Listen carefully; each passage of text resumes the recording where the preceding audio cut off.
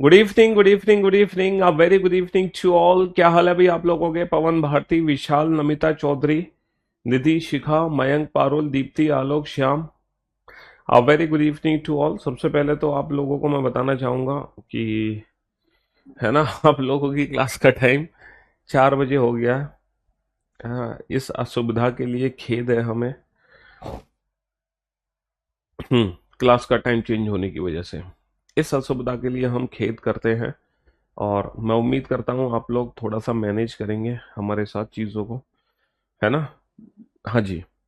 और वैसे भी ऑनलाइन पढ़ने का ये फायदा तो है कि टाइम को लेके थोड़ी सी फ्लेक्सिबिलिटी हो सकती है, क्योंकि हम ऑनलाइन लेक्चर बाद में भी कभी भी देख सकते हैं। मनीष गौर, हाँ जी। और टाइम की फ्लेक्सिबिलिटी होने से थोड़ा सा ये भी फायदा हो जाता है, जो बेचारे बच्चे 2:30 बजे लाइव नहीं आ पा रहे थे वो 4 बजे लाइव आके भी एक आध बार पढ़ लेते हैं लाइव आके, हैं? हाँ जी। कुछ बच्चे नहीं आ पाते हैं। Alphabetical series Q and Q word के क्लास क्वेश्चंस अपलोड करा दे। उसके क्लास क्वेश्चंस अपलोड नहीं है alphabetical series Q one Q word के? क्यों भाई? तो थोड़ा सा आप मैनेज करेंगे सारे बच्चे मिलके, हैं? करोगे कि नहीं करोगे मैनेज, ये बताओ। क्लास लाइव है, एकदम परफेक्टली लाइव है। और अब तो आप लोगों का जो बैच है वो लगभग खत्म होने वाला है ना? लगभग लगभग खत्म ही होने वाला बैच आप लोगों का, ऑलमोस्ट, है ना? बहुत कुछ आपने पढ़ लिया है, बहुत सारी क्लासेस आप लोगों की हो गई हैं हो गई कि नहीं हो गई? चलिए, तो सीटिंग अरेंजमेंट चैप्टर की शुरुआत आज हम करेंगे। और बहुत सारे बच्चे इस चैप्टर का बेसब्री से इंतजार कर रहे थे कि सीटिंग अरेंजमेंट कब पढ़ाओगे, सीटिंग अरेंजमेंट कब पढ़ाओगे, सीटिंग अरेंजमेंट कब पढ़ाओगे। तो मेरे दोस्तों, मेरे भाइयों, मेरे जिगर के टुकड़ों, आज वो दिन आ गया है जब हम सीटिंग अरेंजमेंट पढ़ाने जा रहे हैं। सीटिंग अरेंजमेंट की अगर मैं बात करूं तो देखो, सीटिंग अरेंजमेंट एक ऐसा टॉपिक है, जैसे कि आप लोग जानते हो कि आजकल सीटिंग अरेंजमेंट और पजल, ये दो चैप्टर ऐसे हैं। पहले तो इन दो टॉपिक से रिलेटेड किसी एग्जाम में क्वेश्चन बनता नहीं था। पहले ना सीटिंग अरेंजमेंट से related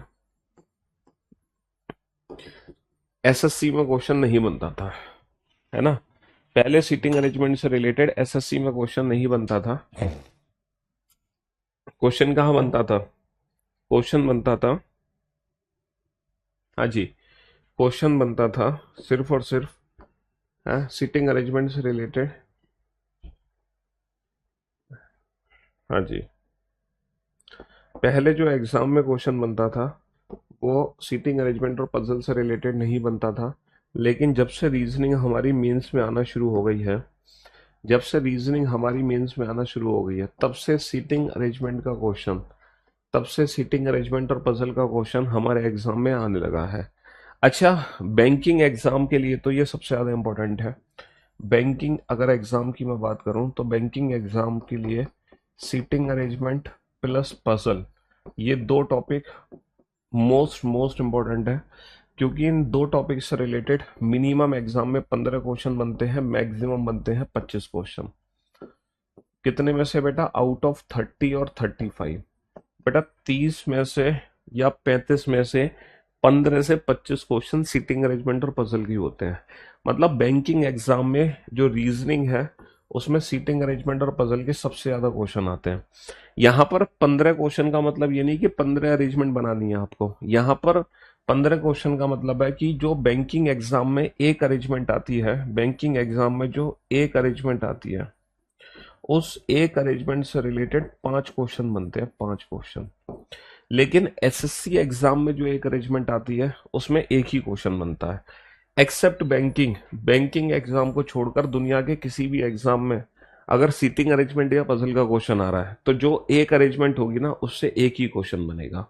alphabetical series, coding decoding, dice, Q and cuboid के क्लास क्वेश्चन अपलोड नहीं है। देखो, कोडिंग अल्फाबेटिकल सीरीज के मैं अपलोड करवा दूंगा, कोडिंग डिकोडिंग के तो अपलोड कराने नहीं है क्लास क्वेश्चन, क्योंकि कोडिंग डिकोडिंग की जो बात है ना, जो कोडिंग डिकोडिंग के जो क्लास क्वेश्चंस हैं वो आपको क्लास पीएनजी से ही लेने हैं, है ना? बाकी डाइस, क्यू एंड क्यूबॉइड के क्लास क्वेश्चन अपलोड करा दूंगा। अल्फाबेटिकल सीरीज, डाइस, मैं एक बार लिख लेता हूँ, बताना जरा, पेन ले लेता हूँ।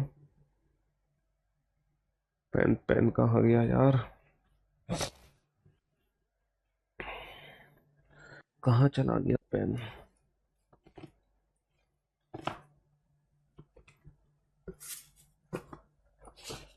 गायब हो गया, एक सेकेंड, मैं टेक्स्ट कर लेता हूँ, मेरे को बताना।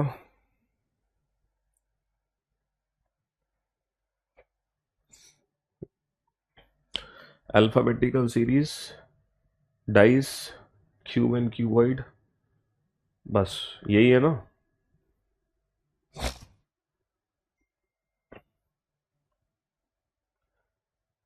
रीजन एंड असर्शन भी है, एंड रीजन एंड असर्शन। हाँ जी। टेस्ट का क्वेश्चन नंबर 6 और 10 रॉन्ग है, प्लीज चेक। बेटा कौन से टेस्ट का क्वेश्चन नंबर 6 और 10 रॉन्ग है? आप किस टेस्ट की बात कर रहे हो? हैं? सर ये क्लास रिकॉर्डेड चल रही है क्या? ना ना, रिकॉर्डेड नहीं चल रही है, क्लास का टाइम चेंज हो गया, 2:30 की जगह ये 4 बजे लाइव हुई है। 2:30 बजे की जगह 4 बजे लाइव हुई है। मेरा एक डाउट है, इस टॉपिक से नहीं है सर, प्लीज आंसर कर दीजिए। 15/2/2000 को कौन सा दिन होगा? कैलेंडर का क्वेश्चन है तो तुम बना लो बेटा, 15 फरवरी 2000 को कौन सा दिन होगा, क्या दिक्कत है उसमें?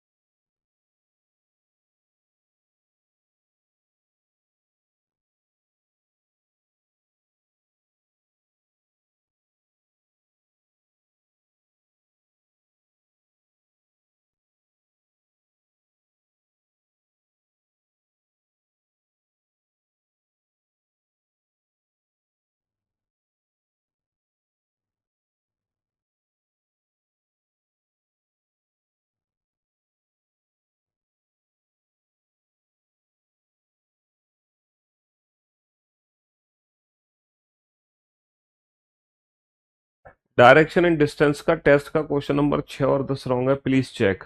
डायरेक्शन एंड डिस्टेंस का ही गड़बड़ हो गई है। अरे यार, डायरेक्शन एंड डिस्टेंस का ही क्वेश्चन नंबर 6 गड़बड़ है, लेट मी चेक।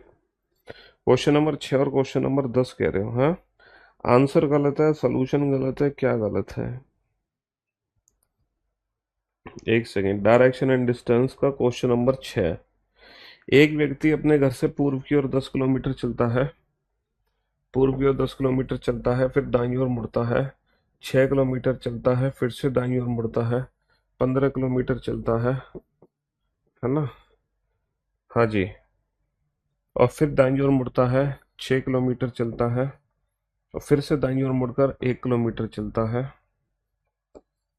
अब वह अपने घर से कितनी दूरी पर है? तो बेटा ये दूरी कितनी है? 10 और 1 11, 15 - 11 4, तो 4 किलोमीटर आंसर आएगा क्वेश्चन नंबर 6 का। क्वेश्चन नंबर 6 का 4 किलोमीटर आंसर आएगा, सही कह रहे हो यार।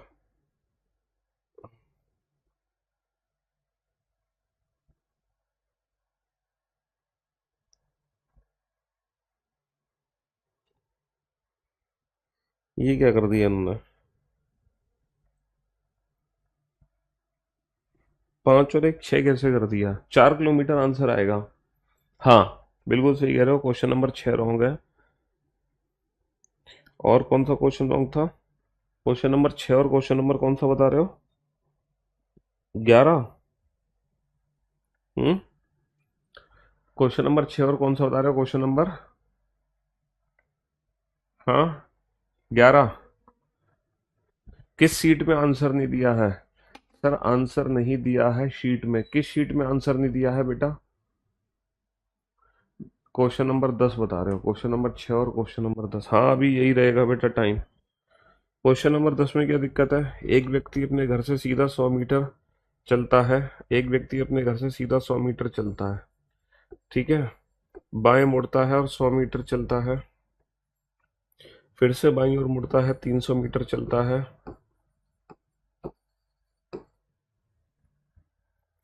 फिर दाईं ओर मुड़ता है और 100 मीटर चलता है। यदि उसका, तो वह अपने घर से शुरू में किस दिशा में चला था? यदि उसका कार्यालय ठीक उत्तर पूर्व दिशा में हो। बेटा ये जो कार्यालय उत्तर पूर्व दिशा में है ना, ये प्रारंभिक बिंदु से है एक्चुअली, प्रारंभिक बिंदु से उत्तर पूर्व दिशा में है, यानी कि ये वाली डायरेक्शन दे रखी है नॉर्थ ईस्ट। तो शुरू में मैं किस डायरेक्शन में गया था? शुरू में मैं ऊपर गया था। तो अगर ये वाली डायरेक्शन नॉर्थ ईस्ट है तो ये वाली डायरेक्शन क्या होगी? नॉर्थ ईस्ट का 135 डिग्री क्लॉकवाइज। और बेटा नॉर्थ ईस्ट का 135 डिग्री क्लॉकवाइज क्या होता है? साउथ होता है। नॉर्थ ईस्ट का 135 डिग्री क्लॉकवाइज क्या होता है? साउथ। तो साउथ आंसर नहीं है 10 का डी। क्वेश्चन नंबर 10 का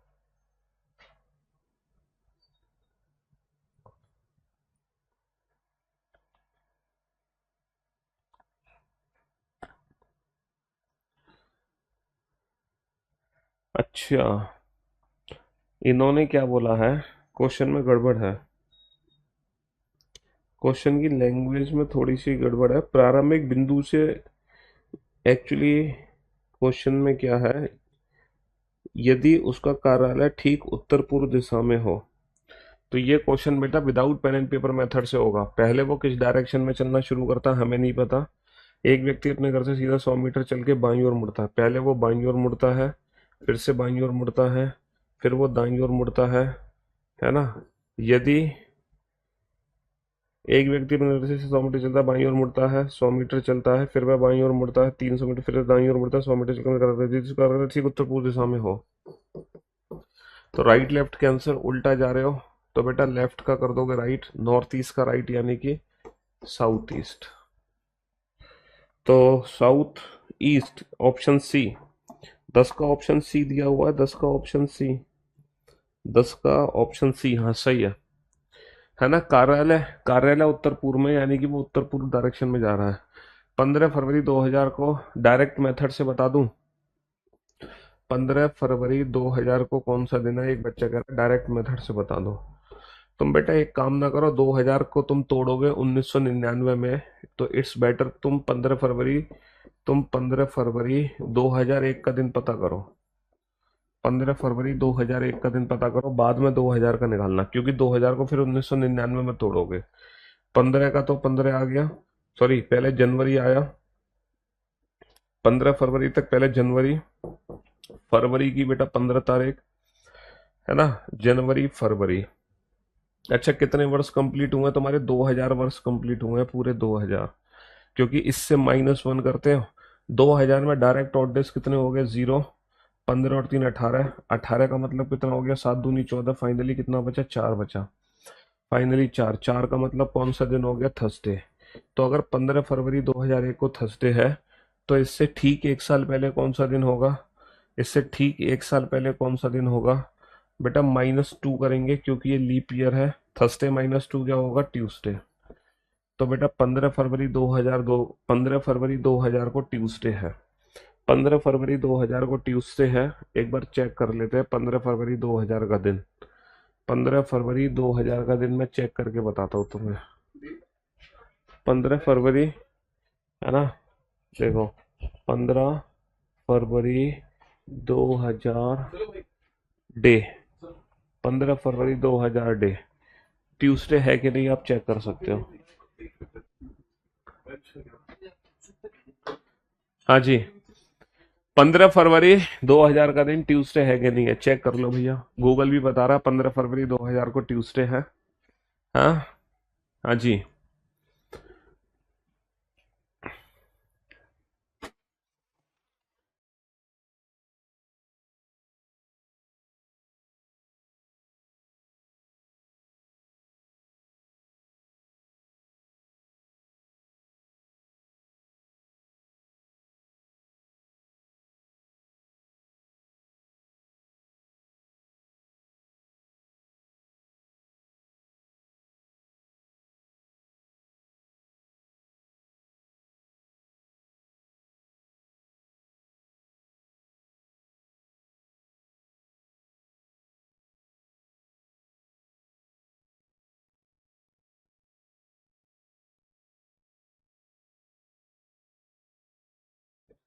जिन्होंने, आवाज ही चली गई। हाँ जी, तो जिन्होंने गोपाल सर की बुक अभी तक नहीं खरीदी है, फटाफट से सारे के सारे बच्चे बेटा किताब खरीद लो, द वोकैब वेट्स। बहुत ही शानदार अल्टीमेट किताब है, बहुत ही शानदार है। सर भंडारे के लिए और बुला दो बच्चों को। अरे हाँ, कल मुखर्जी, कल नहीं परसों, सैटरडे को। परसों सैटरडे को मुखर्जी नगर में भंडारा है। जो बच्चे मुखर्जी नगर में रहते हैं वो उस भंडारे में जरूर पहुंचे सुबह 10:30 शुरू करते 10:30, सुबह 10:30 11 बजे हैं। भंडारे में पहुंच जाना बेटा, मुखर्जी नगर में। वहां पर आपको गोपाल सर की तरफ से भी गिफ्ट मिलेगा और मेरी तरफ से भी गिफ्ट मिलेगा। हमारी तरफ से आपके लिए जान हाजिर हो जाएगी गिफ्ट में। ठीक है बच्चों। तो मुखर्जी नगर में मुलाकात करना। हाँ जी। तो मेरे दोस्तों, तो मैंने आपको बता दिया कि 15 फरवरी 2000 को कौन सा दिन है। तो 15 फरवरी जो 2000 का दिन है वो क्या है? 15 फरवरी 2000 को ट्यूसडे है ना? 15 फरवरी 2000 का ट्यूसडे है जी। मैंने गूगल पे भी आपको दिखाई दिया इसका आंसर। लेकिन इस क्वेश्चन को सॉल्व करने का बेस्ट अप्रोच क्या है कि तुम 2000 का दिन कैलकुलेट ना करके 2001 का दिन निकालो। क्योंकि तुम 2000 से करोगे ना तो तुम जनवरी फरवरी फिर 1999 में तुम्हें काउंट करने होंगे ऑड डेज। 1999 को तुम तोड़ोगे 1900 प्लस 99 प्लस लीप ईयर, तो वो बहुत लेंथी मेथड हो जाएगा। तो ये वाली ट्रिक का इस्तेमाल, तो दिमाग लगाओ दिमाग। जरूरी नहीं है गधे की तरह काम नहीं करना है तुम्हें। गधे की तरह अगर 1999 करने से क्यों नहीं आ रहा सही आंसर है यार, तुम तो बिल्कुल गधे हो। 1999 से क्यों नहीं आएगा सही आंसर? बिल्कुल आएगा 1999 से सही आंसर। 15 फरवरी 2000, देखो जनवरी के 3 हो गए, फरवरी के 15 हो गए, जनवरी के 3, फरवरी के 15, और 1999। अब 1999 को तुमने कैसे तोड़ा होगा? 1900 प्लस 99 प्लस लीप ईयर। 99 में कितने लीप ईयर है? 4 दूनी 8, बचा एक, बचा एक, 4 चौक 16, 24 लीप ईयर है। सबको छोटा करो बेटा। 15 7 दूनी 14, कितना बचा? एक बचा बेटा। 1900 में कितने ऑड डेज होते हैं? सर 1900 में होते हैं 1600 प्लस 300। 300 में कितने होते हैं? 5310, 5310। 1900 में एक, इसको छोटा करो, 7 एकम 7, बचे 2 7 चौक 28, बचा एक, 7 तिया 21, बचे 3, और ये 3 ऑलरेडी मौजूद है। तो बेटा कितना आ गया? 3 और 1 4 और 1 5 और 1 6 और 3 9। 9 आ गया। 9 का मतलब कितना होता है? 2 होता है। 9 का मतलब 2 होता है, और 2 का मतलब क्या होगा बेटा? 2 का मतलब होगा दूसरा दिन यानी कि ट्यूसडे। 2 का मतलब होगा दूसरा दिन यानी कि ट्यूसडे। एक काम करते हैं, आज सीटिंग अरेंजमेंट चैप्टर शुरू ही नहीं कर रहे। आज हम आपकी डाउट क्लास ही ले लेते हैं। आज हम आपकी डाउट क्लास ही ले लेते हैं। आज सीटिंग अरेंजमेंट चैप्टर शुरू ही नहीं कर रहे, है ना? हाँ जी। इस क्लास का नाम मैं डाउट क्लास रख देता हूँ।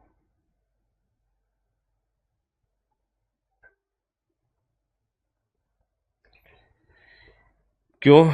मंडे से बेटा नया टॉपिक शुरू करेंगे। मंडे से हम न्यू टॉपिक शुरू करेंगे, क्योंकि जो मंडे है ना, कल वीकेंड का बार फ्राइडे, कल आपकी छुट्टी है। कल भी मैंने बोला था ना लास्ट वीक में शादी में जाऊंगा। पहले तो मैं गया था बुआ की लड़की की शादी में, कल मैं जाऊंगा मामा की लड़की की शादी में। पहले तो मैं गया था बहजोई, और कल मैं जा रहा हूँ बेटा मथुरा। राधे राधे। तो कल सबसे पहले तो हम बिहारी जी के दर्शन करेंगे, उसके बाद शादी अटेंड करेंगे शाम को।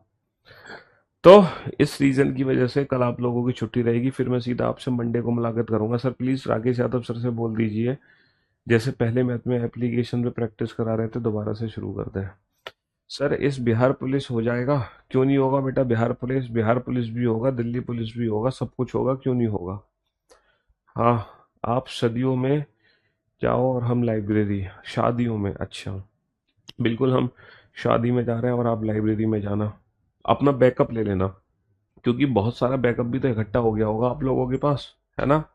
भाई आप लोगों के पास बैकअप भी तो इकट्ठा हो गया होगा, उस बैकअप का रिवीजन करना भी तो जरूरी है? तो अब तो आप लोग की जब छुट्टी होती होगी तो वो आप लोगों के लिए गोल्डन अपॉर्चुनिटी होती होगी। सर क्लास वाली 54 क्वेश्चन Q1 बता दीजिए। क्लास का क्वेश्चन नंबर 54, क्लास का क्वेश्चन नंबर 54 अभी बता रहा हूँ मैं। क्लास का क्वेश्चन नंबर 54 Q1 क्यूबॉइड का। क्यू एंड क्यूबॉइड कौन सा था क्वेश्चन नंबर 54? Q1 cuboid.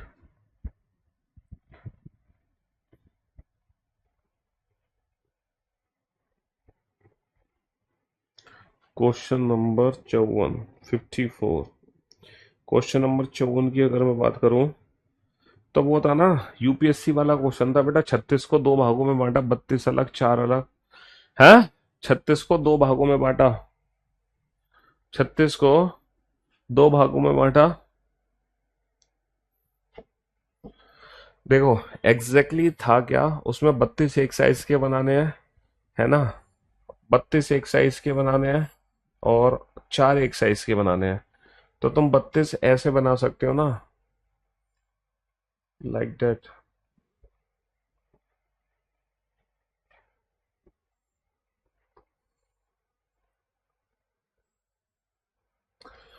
देखो अगर मैं स्पीकर पे ध्यान दूं तो 16 तो बनेंगे यहां से, याद है आप लोगों को। 16 बनेंगे आगे से, 16 बनेंगे पीछे से।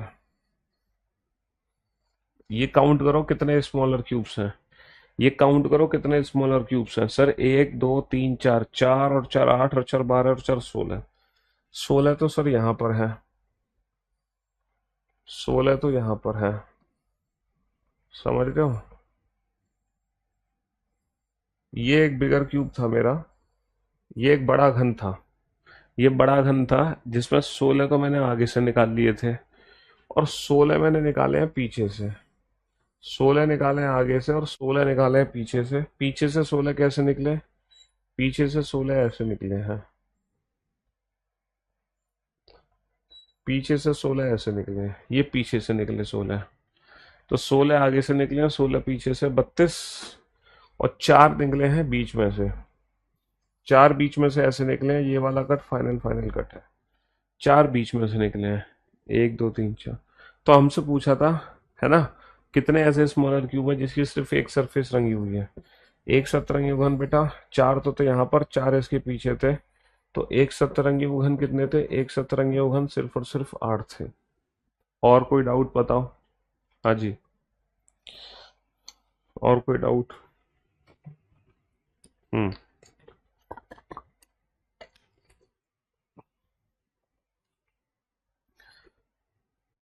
मैं चलो अभी हाथ की हाथ ना उसके लिए बोल देता हूँ, क्लास क्वेश्चंस की पीडीएफ के लिए।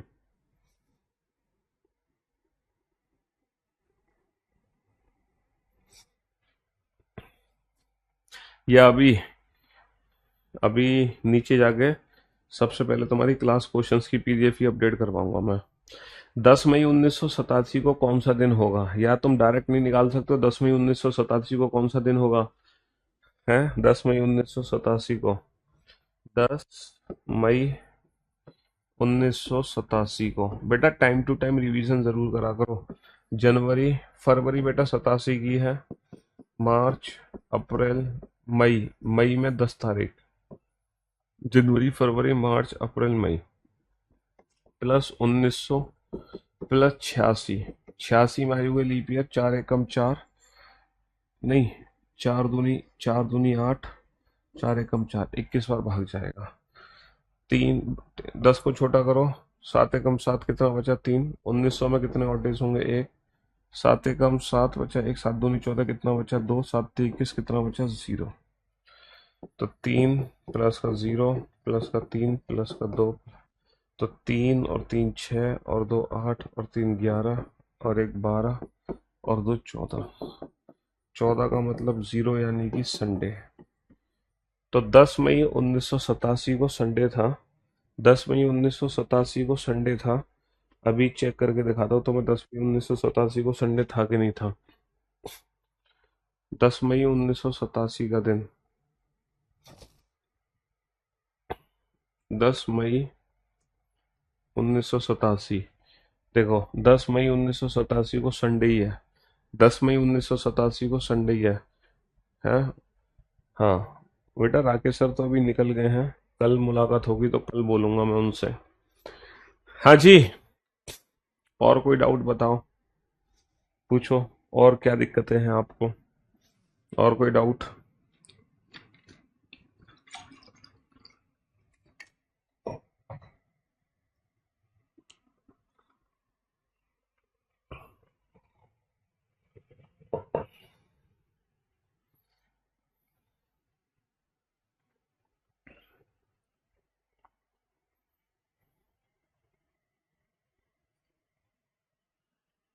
हाँ जी, सब कुछ समझ आ जाता है पर क्वेश्चन नहीं बनते। क्वेश्चन बनाने के लिए पता है क्या करना पड़ेगा? रिवीजन। ब्लड रिलेशन का क्वेश्चन नंबर, रेलवे की तैयारी कर रहा हूँ, कुछ टिप्स दीजिए। है, रेलवे दौड़ के पकड़ लो तुम ट्रेन को। ब्लड रिलेशन का क्वेश्चन नंबर 29 बताइए। 4 कॉइन्स वाला, 4 कॉइन वाला क्वेश्चन। अरे यार, हो जाएगा। वो मेरे यूट्यूब चैनल पे भी पड़ा हुआ है यार, उसका सोल्यूशन वहां से भी देख सकते हो। चलो मैं देखता हूँ, ब्लड रिलेशन का क्लास क्वेश्चन देखता हूँ। एक सेकेंड, 4 कॉइन वाला ब्लड रिलेशन का क्वेश्चन देखता हूँ। Blood relation class question.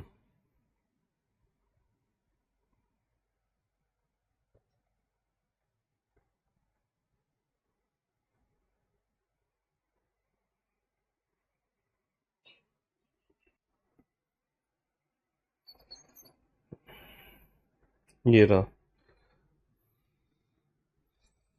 4 coin वाला जो क्वेश्चन था वो एडवांस लेवल का क्वेश्चन था। ये रहा। चलो एक बार सॉल्व कर देते हैं। यार ये एसी चल क्यों नहीं रहा, क्या हो गया इसको? भाई इतनी गर्मी में अगर एसी नहीं चलेगा तो कैसे काम चलेगा? हम्म। हे अल्लाह ईश्वर मदद कर, हवाई हवा फेंक रहा है ये तो बस, चल नहीं रहा। हाँ जी, एक परिवार में 6 सदस्य हैं, A B C D E F.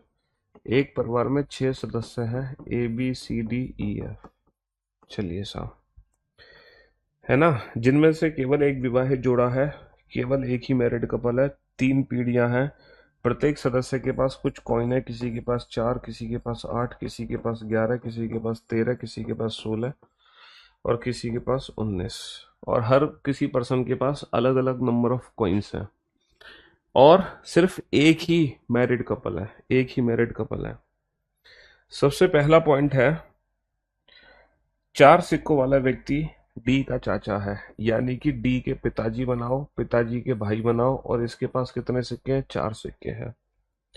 D की एकमात्र बहन के पास, डी की, ये डी है, इसकी एकमात्र बहन है, डी की कोई एकमात्र बहन है, डी की एकमात्र बहन के पास सी के बेटे से 2 सिक्के अधिक हैं। सी के बेटे से 2 सिक्के अधिक है, यानी कि सी का एक बेटा दिया हुआ है ना, अगर उसके पास एक्स सिक्के हैं तो इसके पास है x+2। तो बेटा, 4 और 6, 4 सिक्के नहीं हो सकते क्योंकि 4 और 2 6 नहीं है। एक्स की वैल्यू 8 नहीं हो सकते क्योंकि 8 और 2 10 सिक्के नहीं है ना। 11 हो सकते, 13 नहीं हो सकते, 16 नहीं, 19 नहीं। 100% सी के बेटे के पास 11 सिक्के हैं, क्योंकि 11 से 2 ज्यादा सिर्फ और सिर्फ 13 ही है। 11 से 2 ज्यादा सिर्फ और सिर्फ 13 ही है, तो सी के बेटे के पास 11 सिक्के हैं, और डी की इकलौती बहन के पास 2 सिक्के ज्यादा हैं, यानी कि 13 सिक्के हैं। 13 सिक्कों वाले व्यक्ति के सहोदर, 13 सिक्कों वाले व्यक्ति के सहोदर की एक बेटी है। सहोदर का मतलब ये इसकी बहन भी हो सकती है, ये इसका भाई भी हो सकता है। सी एक महिला सदस्य है, सी एक महिला सदस्य है, बहुत बढ़िया। किसी भी महिला के पास 8 सिक्के नहीं है, 8, यानी कि जिसके पास भी 8 सिक्के हैं वो एक पुरुष है ना। चलिए साहब, 16 सिक्कों वाला व्यक्ति एफ से बड़ा है, जिसके पास 16 सिक्के हैं वो उम्र में एफ से बड़ा है। जिसके पास 19 सिक्के हैं, जिसके पास 19 सिक्के ऐसे हैं कि दोनों एक पीढ़ी में नहीं है, ना ए ना ही ई। अच्छा, 16 coins who has 19 coins such that both are not in same gender। इसके पास 19 सिक्के हैं और दोनों अलग अलग जनरेशन के हैं। ए और ई की शादी सी से नहीं हुई है, यानी कि सी की शादी करानी पड़ेगी, सी की शादी करानी पड़ेगी। और इसके बच्चे के पास 11 सिक्के हैं, है ना, समझ रहे हो। और सी की शादी आखिरकार होगी किससे? एक ही मैरिड कपल है, पूरी फैमिली में एक ही मैरिड कपल है, तो वो मैरिड कपल ये भी हो सकता है, वो मैरिड कपल एक ही ये भी हो सकता है ना, कोई भी हो सकता है वो मैरिड कपल। सी की शादी किससे नहीं हुई, ए और ई से नहीं हुई। सी की शादी ना तो ए से होगी ना ई से होगी। E is younger than A such that both are not in same gender. E is younger than A। बस ये क्वेश्चन है, ये क्वेश्चन है। अब इसको सॉल्व करना बेटा, कैसे सॉल्व करोगे? 6 सदस्य हैं, 2 4 5, एक सदस्य है, यानी कि शी की शादी करानी पड़ेगी। शी की शादी कराओ बेटा, शी की शादी इससे कराओ या इससे, इन दोनों में से किसी एक की शादी शी से होनी है। अगर मैं इसकी शादी शी से करा दूं तो इसका एक बेटा भी है, इसका एक बेटा ये हो जाएगा। और अगर मैं सी की शादी इससे करा दूं डी से, तो फिर इनका एक बच्चा है। तो नंबर ऑफ मेंबर पता है कितने हो गए? 2 और 3 5 और 2 7, जबकि फैमिली में 7 मेंबर नहीं है, सिर्फ 6 मेंबर है। इसका मतलब ये कंफर्म है सी की शादी बेटा डी से नहीं होगी, सी की शादी डेफिनेटली इसी से होगी। और इन दोनों का एक बेटा जो है वो यही है डी, इन दोनों का जो बेटा है वो डी है। और डी के पास कितने सिक्के हैं? डी के पास 11 सिक्के हैं। समझ रहे हो? सी की शादी ए और ई से नहीं हो सकती। अब सी की शादी आखिर किससे होगी? A B C D E F. A और ई से तो होगी नहीं, ए और ई से तो सी की शादी होगी नहीं। सी की शादी खुद सी से नहीं हो सकती। अच्छा, सी की शादी डी से नहीं हो सकती क्योंकि डी तो उसका बेटा है। सी की शादी या तो बी से होगी या एफ से। अच्छा, सी की शादी या तो बी से या एफ, एफ से भी नहीं हो सकती। पता है क्यों? क्योंकि एफ से बड़ा 16 सिक्के वाला है, इससे बड़ा कोई हो ही नहीं सकता, क्योंकि दोनों की जनरेशन में गैप है। इसका मतलब सी की शादी कंफर्म है बी से ही होनी है। सी की शादी कंफर्म है कि बी से ही होनी है, बी के अलावा और कोई चांस यहाँ पे नहीं बनता, बी के अलावा और कोई चांस यहाँ पे नहीं बनता। समझ रहे हो? हाँ जी। और ये वाला पॉइंट हमने यूज कर लिया, है ना, ये वाला पॉइंट हमने यूज कर लिया। अच्छा, यहाँ पर था 8 सिक्के वाला व्यक्ति मेल है, ये फीमेल, ये फीमेल, ये फीमेल, ये मेल है जिसके पास 11 सिक्के, ये मेल है जिसके पास 4 सिक्के हैं। तो ये मेल है जिसके पास कितने सिक्के होंगे? 8 सिक्के होंगे। 4 सिक्के, 8 सिक्के, 11 सिक्के, 13 सिक्के। 4 हो गया, 8 हो गया, 11, 13, 16 और 19 सिक्के बचे हैं। 16 और 19, 16 सिक्के वाला व्यक्ति उम्र में बड़ा है, तो 16 इसके पास नहीं हो सकते, 16 इसके पास है, तो डेफिनेटली 19 सिक्के इसके पास है। तो हमने सिक्कों का डिस्ट्रीब्यूशन कर दिया, है ना। और एफ के पास 19 सिक्के हैं, तो ये बेटा एफ है जिसके पास 19 सिक्के हैं। ई छोटा है ए से, तो ए बड़ा है, ई छोटा है। तो ये फाइनली फैमिली ट्री बन गया और सिक्कों का भी डिस्ट्रीब्यूशन हो गया, है ना। राकेश सर का फॉर्मूला बुक कब तक आएगा? ऑनलाइन अवेलेबल, रिवीजन करने में दिक्कत हो रही है। Only a few key are lock. एक बच्चे ने डाउट पूछा है, only a few key are lock, only a few key are lock, all locks are door, all locks are door, there are 2 statements, है ना। कंक्लूजन है, conclusion क्या है? कंक्लूजन क्या है? All locks are door is a possibility, lock door, door lock, चलो समझ गया मैं। Lock door, door lock, lock door, door lock.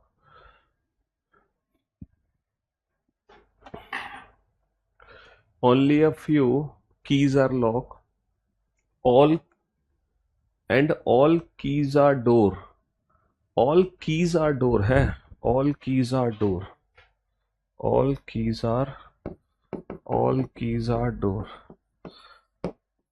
तो बच्चा कह रहा है all locks are door is a possibility, या फिर all doors are lock is a possibility. इन दोनों में से कौन सी पॉसिबिलिटी ठीक है? तो मेरे भाइयों, मेरे दोस्तों, मेरे जिगर के टुकड़ों, की से की कट गया, ये पॉजिटिव सेंटेंस है, यहाँ पर डोर की वैल्यू हमेशा 50 रहेगी। अच्छा, ये नेगेटिव भी हो सकता है। अगर ये पॉजिटिव है तो डोर से लॉक जो बनेगा वो बनेगा सम डोर्स आर लॉक, और अगर ये नेगेटिव है तो some doors are not lock, some doors are not lock, यानी कि कुछ डोर लॉक है, कुछ डोर लॉक नहीं है। इसका मतलब all doors are lock is a possibility. बेटा कुछ डोर है कुछ डोर नहीं है, तो सभी डोर लॉक कभी नहीं बन सकते, ये तो गलत हो गई। अच्छा, लॉक से डोर की अगर मैं बात करता हूँ, पॉजिटिव बनेगा सम लॉक्स आर डोर, लेकिन नेगेटिव नहीं बन सकता लॉक से door. Some locks are not door नहीं बना सकते, डोर की वैल्यू 100 नहीं है। और अगर कुछ लॉक डोर है तो सारे लॉक डोर होने की संभावना हो सकती है।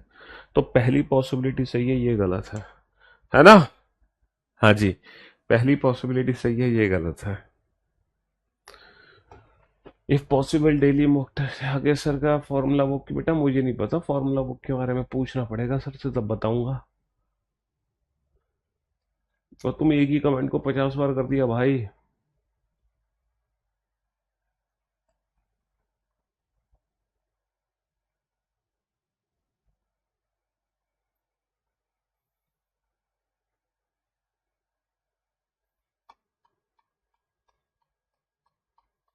अरे यार, इस बच्चे ने तो इतने कमेंट कर दिए।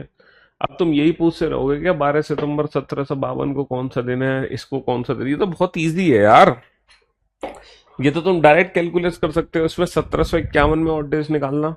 1751 में कैसे निकालोगे? 1600 प्लस 100 प्लस 51, 51 में आए हुए लीप ईयर जोड़ देना है। टाइम मैनेजमेंट तो बेटा करना पड़ेगा ना आपको खुद को। आप पहले रिवीजन करो फिर टाइम मैनेजमेंट करो। टाइम मैनेजमेंट तो आप खुद करो। हम्म।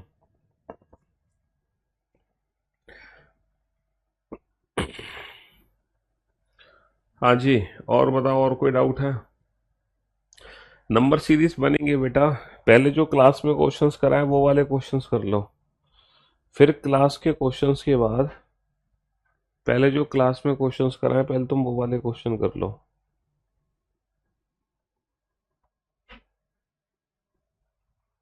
पहले तुम क्लास के क्वेश्चंस कर लो, उसके बाद बनाएंगे। हाँ जी सर, प्लीज मेरे क्वेश्चन क्रॉस हो गया क्या? हाँ, आपका क्वेश्चन क्रॉस हो गया प्रीतम, दोबारा भेजो क्वेश्चन क्या है। नंबर सीरीज में मैंने यूट्यूब पे बहुत प्रैक्टिस करा रखी है, आप यूट्यूब से उन क्वेश्चंस को कर सकते हो प्रैक्टिस।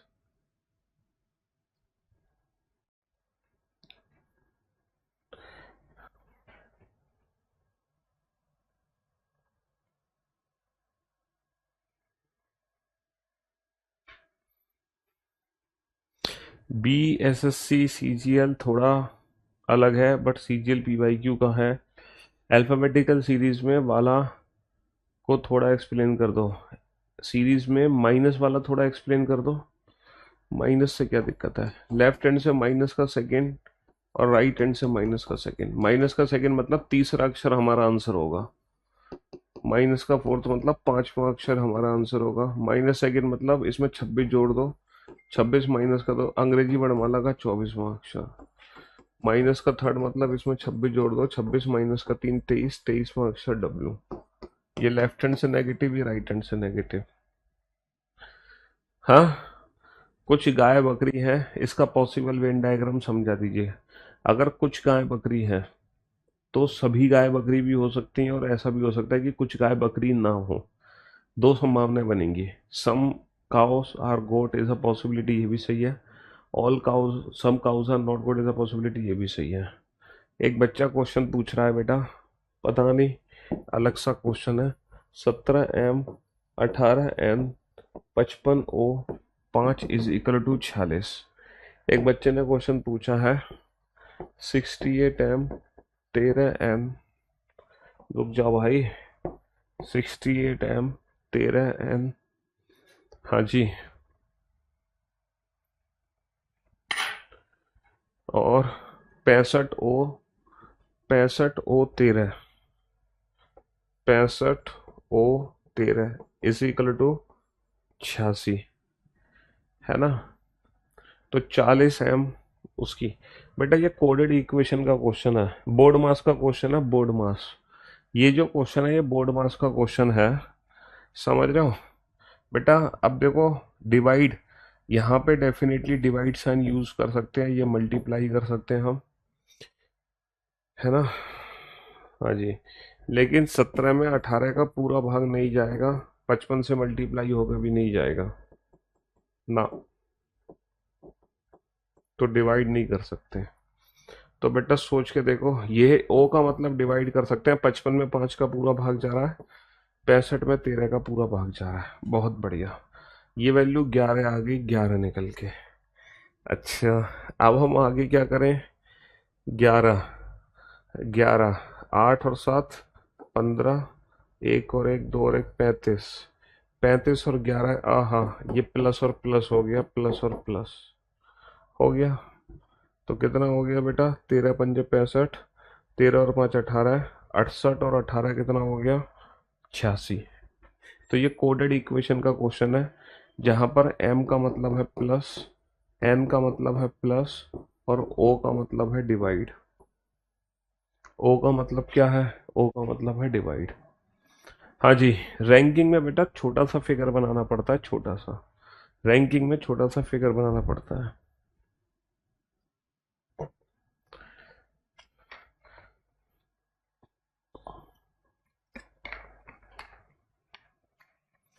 कुछ में सभी की पॉसिबिलिटी कैसे होगी, ये प्रैक्टिकली समझा दो। एक बच्चा कह रहा है कुछ में सभी की पॉसिबिलिटी कैसे, प्रैक्टिकली समझाओ। चलो मैं बताता हूँ, कुछ में सभी की संभावना कैसे होती है। देखो, पहले तो आप ये समझो कुछ का प्रैक्टिकली मीनिंग क्या है। अगर मैं आपसे कह रहा हूँ कि सम मैंगोज आर ग्रीन, तो इसका प्रैक्टिकली मीनिंग क्या है? जैसे मैं मान लो आम खरीद के लाया बाजार से, मैं बाजार से 10 मैंगो खरीद के लाया, 10।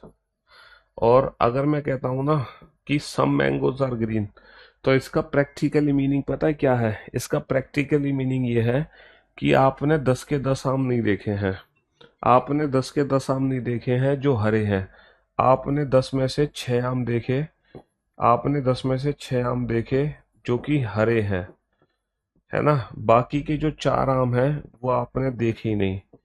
तो आप क्या बोलोगे? आपने 10 में से 6 आम देख लिए जो हरे हैं, बाकी के 4 आम मैंने आपको नहीं दिखाए, तो तुम क्या बोलोगे?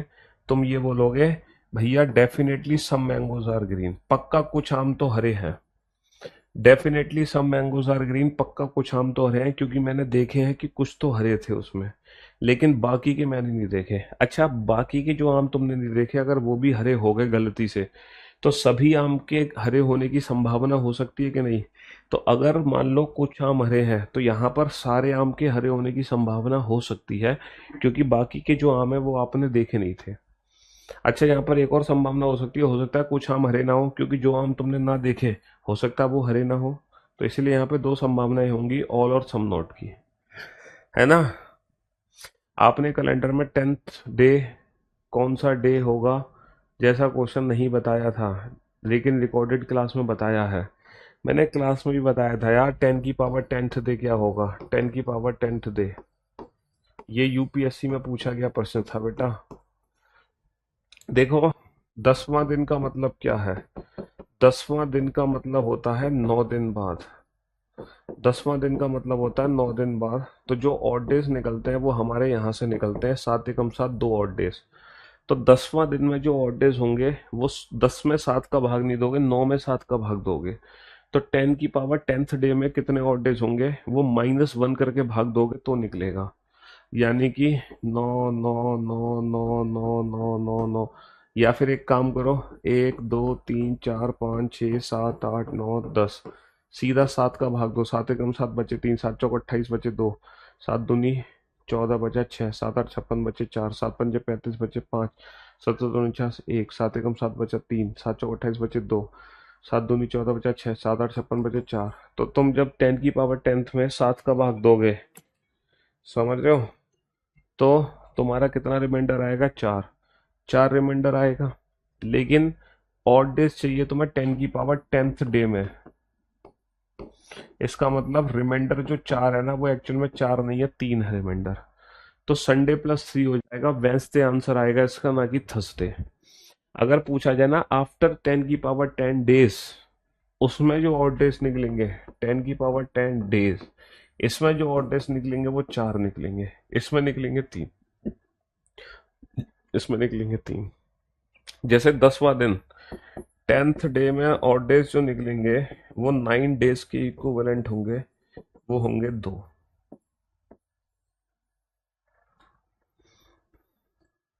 क्योंकि 9 दिन बाद ही 10वां दिन आता है। हाँ जी।